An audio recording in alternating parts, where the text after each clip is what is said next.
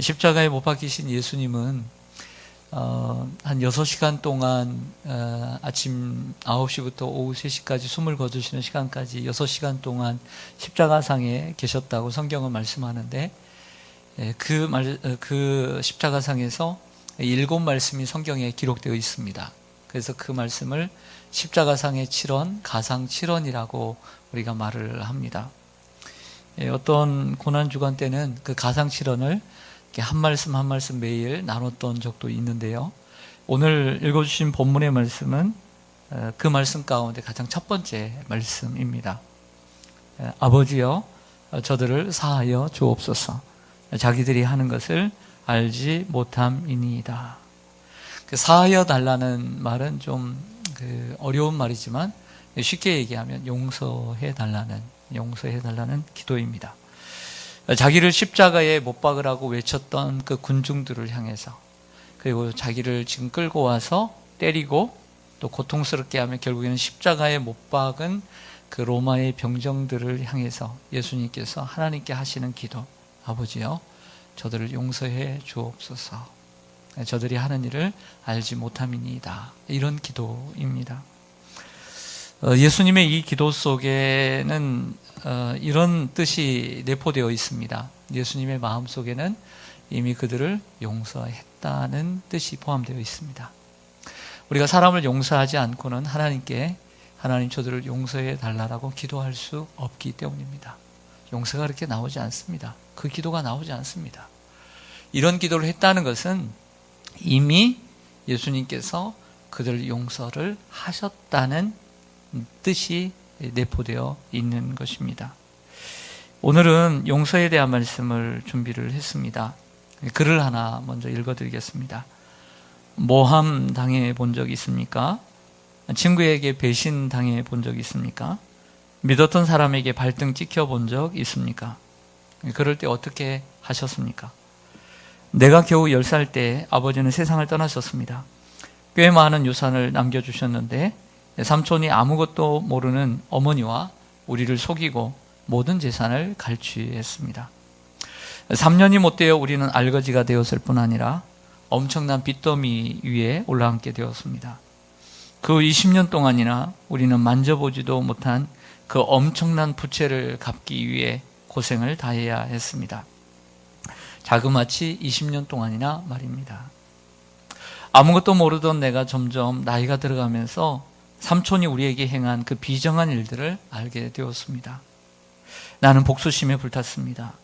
내 평생에 결코 삼촌을 용서하지 않으리라 마음먹었습니다. 복수의 칼을 갈았습니다. 그리고 어머니를 졸라서 삼촌을 법정에 세워 복수하려 했습니다.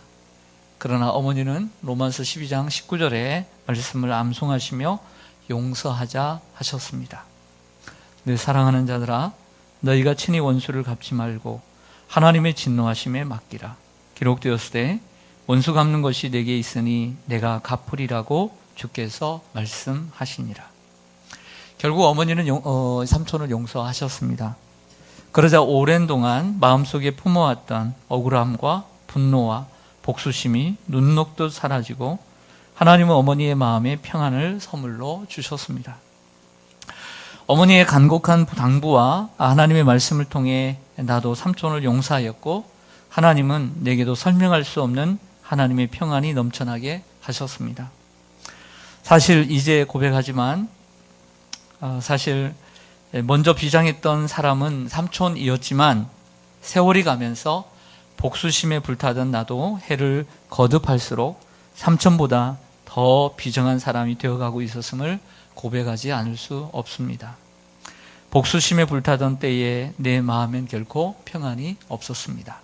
Forgiving, forgetting 이라고 하는 용서하고 잊어버리기라고 하는 글에 나온 실제 간증입니다.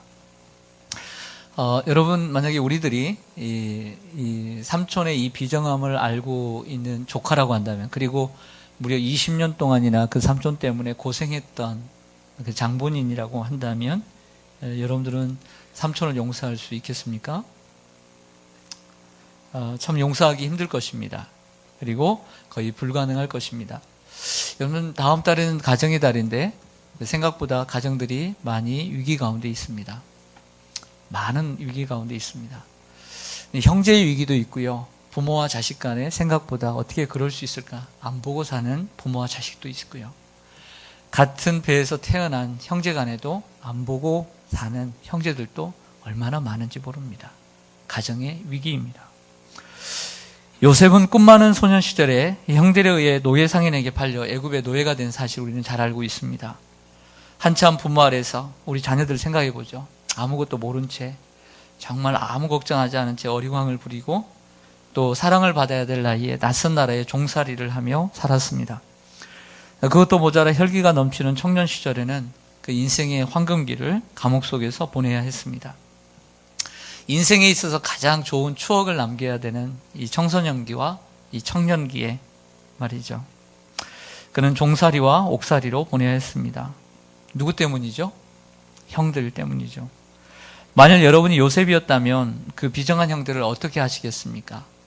힘이 없을 때에야 당연히 아무것도 못하죠. 먼 나라에 있는데. 근데 여러분들은 최고의 권력을 갖게 된 여러분들은 애굽의 총리가 되었다고 가정하십시다. 그리고 여러분들 앞에 여러분들을 알아보지 못하는 아무 힘없이 무릎 꿇어 있는, 엎드려 있는 형들이 여러분들 앞에 있습니다. 그 형들은 20년 전, 30년 전에 여러분들을 노예 종살이로 팔았던 형들입니다. 여러분들은 어떻게 하시겠습니까?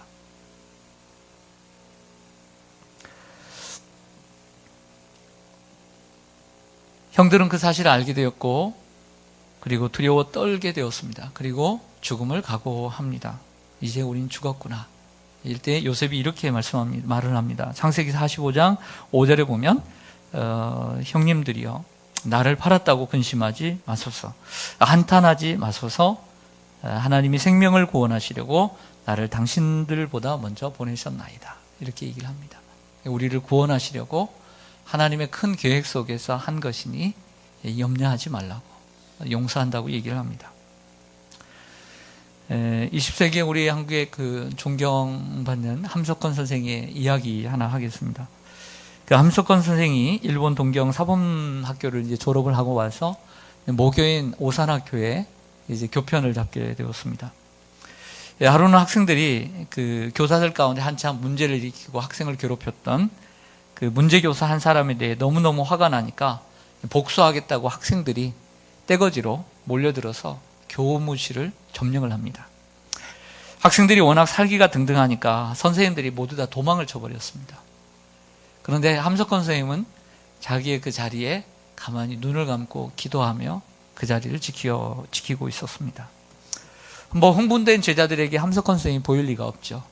그 한 명 있는 함석헌 선생을 때리고 그리고 폭력으로 괴롭혔습니다. 폭력을 행사했습니다. 그러나 함석헌 선생은 맞으면서 눈 뜨지 않고 꼭 감고 계셨습니다. 나중에 이 문제가 다 해결되고 난 다음에 이 학생들이 얼마나 마음이 찔렸겠습니까? 죄 없는 함석헌 선생을 때렸으니까. 나중에 알고 그들이 찾아왔습니다. 사죄를 하면서 물었다고 합니다. 선생님, 왜 다 도망가는데 왜 도망을 가지 않았습니까? 그리고 왜 눈을 꼭 감고 계셨습니까? 당연히 기도하니까 그랬겠지만요. 선생님에게는 또 다른 생각이 있었습니다. 만약 내가 눈을 떴다면, 그리고 눈을 뜨고 맞았다면 나는 나를 때린 놈들이 어떤 놈들인지를 알았을 것이다. 그리고 나도 인간이기에 아무 사심 없이 그들 앞에 설 수 없었을 것이다. 그리고 나를 때린 놈도 만약에 내가 누가 나를 때렸는가를 내가 안다는 사실을, 선생님이 안다는 사실을 안다면 그 제자가 내 앞에 어떻게 설 수 있겠는가?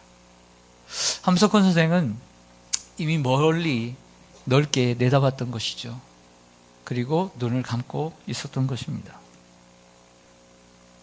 사람들은 살아가면서 용서를 잘 안 합니다. 그러니까 부모와 자식 간에도 등 돌리고 살고요. 같은 형제 간에도 어릴 때는 그렇게 사이좋게 살다가도 그 논 때문에, 그 밭 때문에, 그 돈 때문에, 그것 때문에 결과적으로 등 돌리고 사는 게 많습니다. 사람들은 얘기하죠. 저쪽에서 또 이쪽에서. 그러면서 용서하는 것을 비겁하다고 생각을 해요. 그리고 용서는 약한 사람이 하는 거라고 생각을 합니다. 그래서 다들 용서를 먼저 하려고 생각지를 않죠. 그런데 사실은 용서는요, 정말 용기가 필요한 일입니다.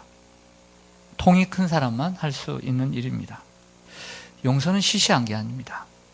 용서는 엄청나게 대단한 일입니다. 그 성경을 한번 찾아보겠습니다. 로마서 12장입니다. 로마서 12장. 로마서 12장을 좀 보겠습니다. 신약성경 257쪽. 257쪽입니다.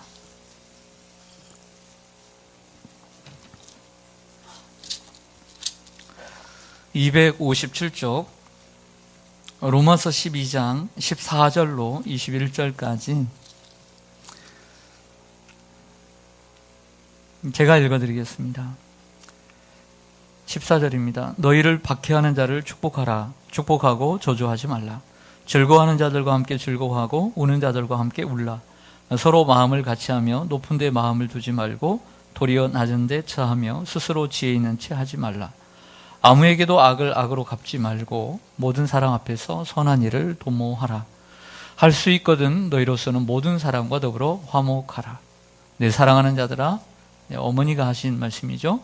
내 사랑하는 자들아, 너희가 친히 원수를 갚지 말고 하나님의 진노하심에 맡기라. 기록되었을 때 원수 갚는 것이 내게 있으니 내가 갚으리라고 주께서 말씀하시니라. 내 원수가 줄이거든 먹이고 목마르거든 마시게 하라. 그리함으로 내가 숯불을 그 머리에 쌓아 놓으리라. 악에게 지지 말고 손으로 악을 이기라. 유명한 말씀입니다. 이것은 하나님의 말씀입니다. 하나님께서 바울을 통해서 하신 말씀입니다. 그런데 이 말씀을 누구에게 하고 있는지 해석을 좀 하겠습니다. 누구에게 하고 있습니까? 박해를 하는 사람에게 이 말씀을 하고 있습니까? 박해를 받는 사람에게 하고 있습니까? 그렇죠. 박해를 받는 사람에게 하고 있죠. 너희를 박해하는 자를 축복하라. 축복하고 저주하지 말라. 박해를 받고 괴롭힘을 당하는 사람에게 하는 말씀입니다. 나를 못 살게 하고 괴롭히는 사람들을 저주하지 말고 복을 빌라고 말씀합니다. 그래서 오늘 17절에 보면 악으로 대하는 사람을 악으로 갚지 말고 선으로 대응하라고 말을 하고요. 그리고 18절에서는 모든 사람과 화목하라고 이야기하고 19절에서는 원수를 친히 갚지 말고 하나님께 맡기라. 그리고 도리어 그 원수가 줄이거든 먹이라고 말씀합니다. 그래서 오늘 본문의 제목처럼 오늘의 설교의 제목은 정말 인간적으로 볼 때 생각할 때 좀 이해하기 어려운 명령입니다. 용서입니다. 그러나 분명한 것은 이런 생각을 해보죠. 저와 여러분이 연약한 인간이기 때문에 이해할 수 없는 정말 명령입니다. 그런데 하나님께서 이 명령을 하셨다는 거죠. 하나님께서 왜 하셨을까요? 우리에게 해를 끼치기 위해서 주셨을까요? 아니면 이러한 상황 가운데서 우리에게 유익을 주기 위해서 주셨을까요? 유익을 위해서 주신 것이죠. 분명히 우리에게 유익이 있기 때문에 이 말씀을 주신 것입니다. 이 말씀을 통해서 몇 가지 좀 정리를 해보겠습니다. 먼저는 누가 우리를 핍박하는 것은 누가 우리를 여러분들 핍박합니다. 핍박을 하고 괴롭히고 그런 삼촌이 있거나 형제가 있거나 그런 사람이 있습니다. 직장에 동료가 있거나 그 핍박하는 것은요, 그 사람의 몫이에요. 그리고 그 사람의 책임이에요. 그리고 여러분들이 그 사람을 어떻게 할 수가 없어요. 그 사람이 하는 행동을 여러분들이 바꿀 수가 없어요. 여기에 대한 정의를 내려야 돼요. 즉 여러분들이 지배할 수 없고 통제할 수가 없습니다. 그러므로 그렇게 하려고 하지 마십시오. 반면에 그 핍박에 대해 반응하고 대응하는 것은 우리의 몫입니다. 그리고 우리의 책임입니다. 우리가 할 수 있는 것만 해야 됩니다. 내가 통제할 수 있고 선택할 수 있는 영역만 해야 합니다. 다음으로 이 말씀은 하나님께서 이해할 수 없는 명령, 핍박하는 자를 저주하지 말고 축복하라는 명령은 하나님께서 나의 반응에 대해서 내게 책임을 묻겠다는 말씀입니다. 내 반응에 따라서 하나님께서 책임을 묻겠다. 핍박하고 괴롭히는 자를 저주하는 것은 그를 용서하지 않고 복수를 하겠다는 것이고요. 나를 핍박하고 괴롭히는 사람을 축복한다는 것은 용서했다는 말이고 하나님께 맡겼다는 의미입니다. 또한 나를 핍박하는 사람을 내가 선으로 대하면 핍박하는 사람이 있습니다. 여러분들 괴롭히는 사람이 있습니다. 내가 그 사람을 선으로 대해요. 선으로 대하면 하나님께서 그 사람을 하나님의 법칙에 따라서 그 사람을 다루셔요. 하나님께서 직접 다루신다는 거예요. 그러기에 우리를 핍박하고 괴롭히는 사람을 용서하는 것은 우리가 그 사람을 용서하고 너그럽게 대하는 것은 그 사람에게 있어서 가장 무서운 일이에요. 그 사람에게 가장 무서운 것은 악을 악으로 갚지 않고 그 악을 선으로 갚는 것. 그것이 가장 그 사람에게 무서운 거예요. 그래서 온유한 자를 괴롭히고 약한 자를 괴롭히면 반드시 그 대가를 지불하게 되는 것입니다. 이것이 오늘 본문의 말씀이에요. 만약 우리가 핍박하는 사람을 저주하고 용서하지 않는다면 반대로 한번 생각해 보겠습니다. 일반적으로 이렇게 우리가 용서하지 못하는 경우들이 많이 있잖아요. 어떤 일이 일어날까요? 첫째로는 핍박하고 괴롭히는 사람으로부터 우리가 지배를 당해요. 우리가 그 사람을 용서하지 않게 되면 내가 그 사람을 지배하는 것이 아니라 그 사람이 나를 지배하게 돼요. 오늘 이 앞에서 얘기한 이 삼촌을 용서하지 못했던 이 조카는 그 20년 동안 그리고 용서했던 그 30년 동안 누구의 지배를 받고 살았냐면 삼촌의 지배를 받고 살았어요. 우리가 어떤 사람에게 어떤 직장의 상사에게 괴롭힘을 당한다. 근데 그 사람을 용서하지 못하면 그 상사의 지배를 받고 사는 세월이 되는 것이죠. 괴롭고 힘든 나날들을 보내게 되는 것입니다. 둘째는 핍박을 받고 괴롭힘을 당한 내가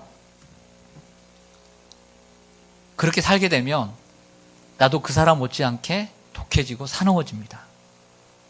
오늘 이 비정한 삼촌을 용서하지 못하고 원수를 갚겠다라고 하는 용서하지 않겠다라고 했던 복수하겠다라고 하는 이 조카의 마지막 고백을 들으셨죠? 나는 그 비정한 삼촌보다 더 비정한 사람이 되어가고 있었음을 나는 고백하지 않을 수 없습니다. 나도 그 사람 못지않는 더 비정한 사람이 되어간다는 것이죠. 왜요? 용서하지 않기 때문에. 악은 악으로 이길 수 없고 악을 이길 수 있는 비결은 악을 선으로 반응하는 것이다 라고 말합니다. 셋째로 핍박하는 자를 축복을 하면 이제 반대입니다. 핍박하는 자를 오늘 말씀처럼 우리가 축복을 하면 결과적으로 오늘 이번 스케일 주제처럼 하나님이 영광을 받으십니다.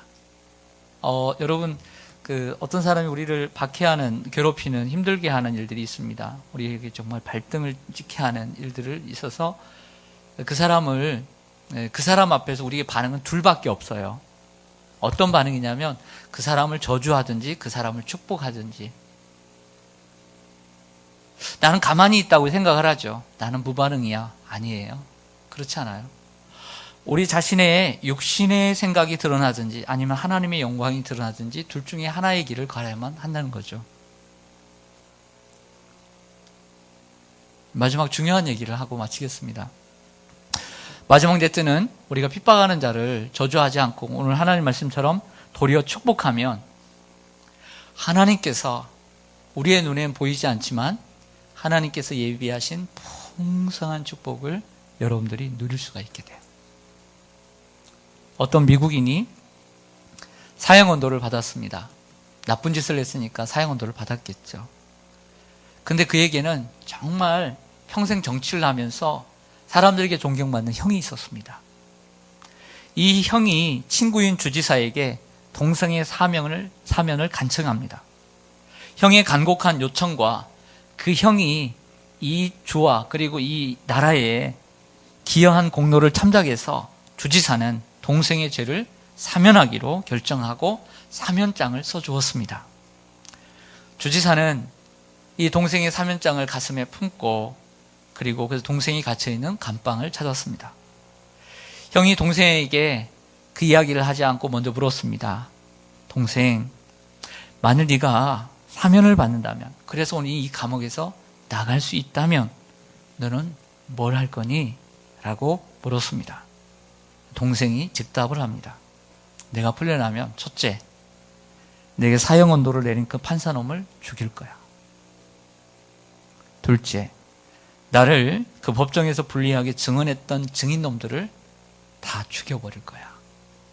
이렇게 말을 했습니다. 그 말을 들은 형은 아무 말도 하지 않고 조용히 일어나 그냥 나왔습니다. 안주머니에 있는 그 사면장을 그대로 품은 채 말이죠.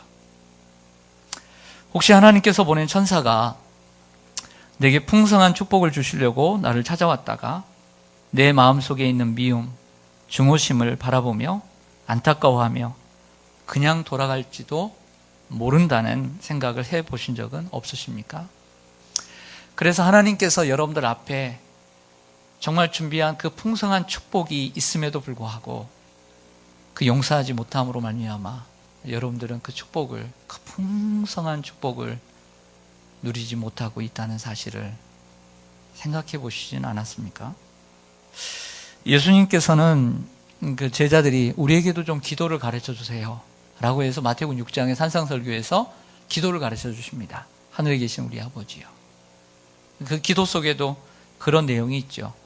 우리의 죄를 사하여 준 것 같이, 우리가 다른 사람의 죄를 사하여 준 것 같이 하나님도 나의 죄를 사하여 주옵소서. 이 주기도문이 다 끝나고 난 다음에 마태복음 6장 14절과 15절에서 예수님께서 이렇게 말씀하십니다. 너희가 사람의 잘못을 용서하면 너희 하늘 아버지께서도 너희 잘못을 용서하시려니와 너희가 사람의 잘못을 용서하지 아니하면 너희 아버지께서도 너희 잘못을 용서하지 아니하시리라.